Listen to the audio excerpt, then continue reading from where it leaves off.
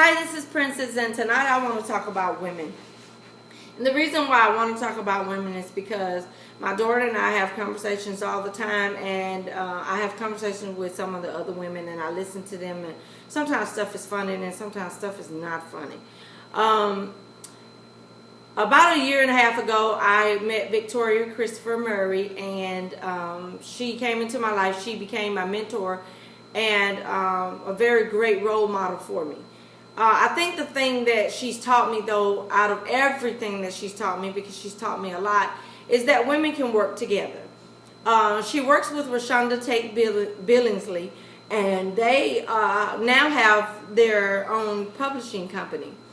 But before seeing her relationship with Rashonda, I thought all hope was gone, because I've tried to work with women. I've tried to partner up with people, and partnering up with some women sometimes leads to you being belittled or you feeling like you're being used, pretty much. I had a friend of mine tell me one time that, and we did the same thing, and I decided to help her on her project, so I put my stuff to the side and I started working with her.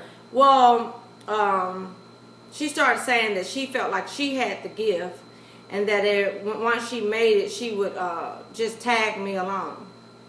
I was not created to be somebody's shadow.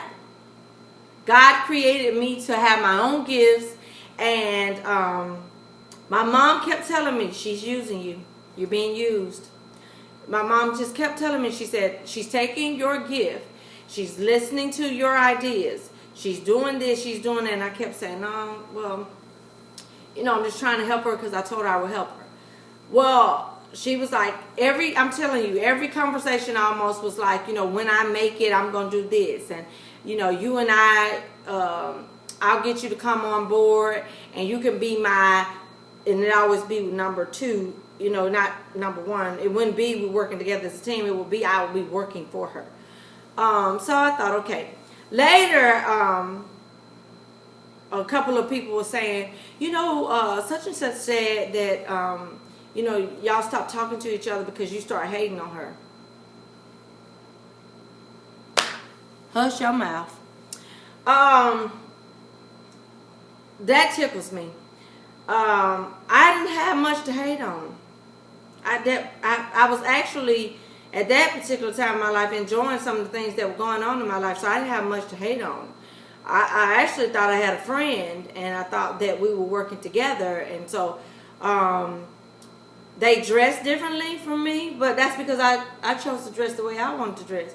We wore our hair different. We had a lot of things that were different, but I thought that together we were working on projects, and we were getting to our goal, not her goal, and leaving me in the shadows. Well, anyway, to make a long story short, I talked to other people that have helped, some ladies, and they talk about how, you can't get along, and 1 minute you're friends, and 1 minute you're not, because they think you're hating on them because you're married, or you're hating on them because you're single, and you're hating on them, and you're hating on them, and you're hating on them, and I'm getting so sick of that, because most of the people that keep talking about we're hating on them, they don't have nothing that we can't get. Like houses, cars, a good man. God has all of that. It's nothing we can't have. So, and plus, your man is your man. Your house is your house. Your job is your job. What your position you're in, that's your position. What God has for me is for me. What God has for these other women that you think are hating on you is for them. We all have our own stuff.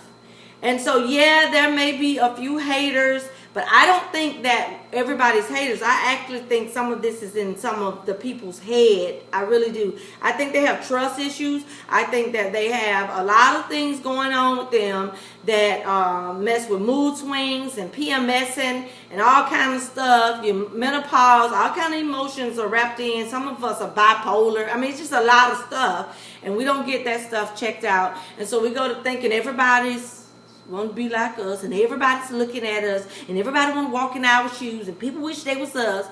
No, some people don't want to be you because you nasty. And some people don't want to be you because you don't know how to act. And we start out admiring you at first, and then we find out that you're this monster. So no, we don't want to be like you. And I hate on you. We don't want your shoes. We don't want your dress. We don't want to be near you half of the time, if you ask me. So the bottom line to it is, really evaluate how you come at women that are either in your life. If you feel like everybody's hating on you, I want you to just look for a minute and see, what do you have that they can't get? Some of these women that you think are hating on you are going to surprise you. I'm going to tell you that now. Some of them are going to step out of these shells.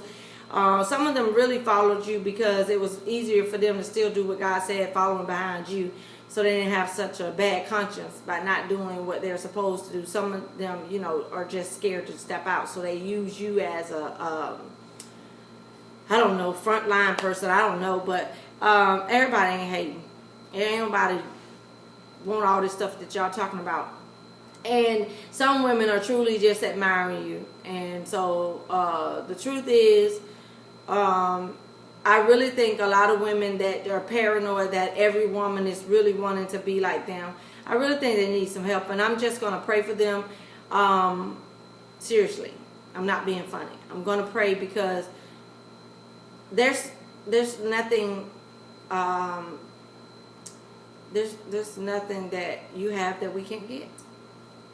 Bottom line, whatever you have, even if we do the same things, you just never know how God's going to use people. I mean, it's just, I don't know. Can we all just get along?